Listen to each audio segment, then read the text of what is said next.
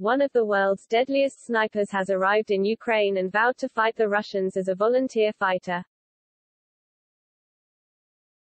Wally, his nickname, has been in Iraq on his own to fight the Islamic State. But he has now crossed the border of Ukraine to take on Putin's army after leaving his wife and son in Canada. He was used twice in Afghanistan as a sniper with the Canadian Armed Forces from 2009 and 2011, and in the same Canadian group he was a sniper with a 3.5 km kill distance. Ukrainian President Volodymyr Zelensky announced those wishing to join the Ukrainian fighters would be welcome. He said, all foreigners wishing to join the resistance against the Russian occupiers and protect international security are invited by the Ukrainian government to come to our territory to join the ranks of our territorial forces. Wally was contacted by a friend on Friday involved in neutral convoys of humanitarian aid for months to bring food to the Donbas area. He told French-Canadian publication La Presse, "He told me they needed a sniper. It's like a firefighter who hears the alarm ringing.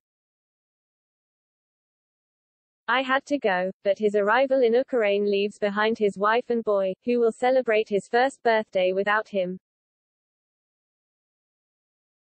He told The Sun, "I know, it's just awful. But me, in my head, when I see the images of destruction in Ukraine, it is my son that I see, in danger and who is suffering. When I see a destroyed building, it is the person who owns it, who sees his pension fund go up in smoke, that I see. I go there for humanitarian reasons." His wife reluctantly allowed him to go and wants her identity to remain under anonymous. She said that if she hadn't let him go it would have broken him and likened it to putting him in jail. Wally told CBC 3 other former Canadian soldiers had also made the journey with him and were warmly greeted. "They were so happy to have us," he said. "It's like we were friends right away."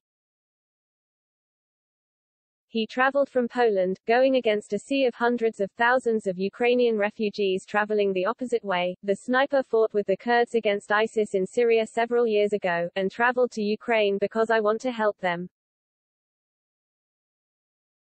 It's as simple as that. He added, "I have to help because there are people here being bombarded just because they want to be European and not Russian."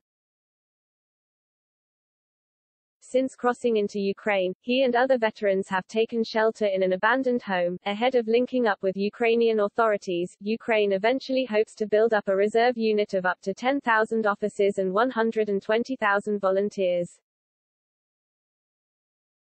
Wally fought in the Royal Canadian 22nd Regiment, making tours of Afghanistan, Syria, and Iraq.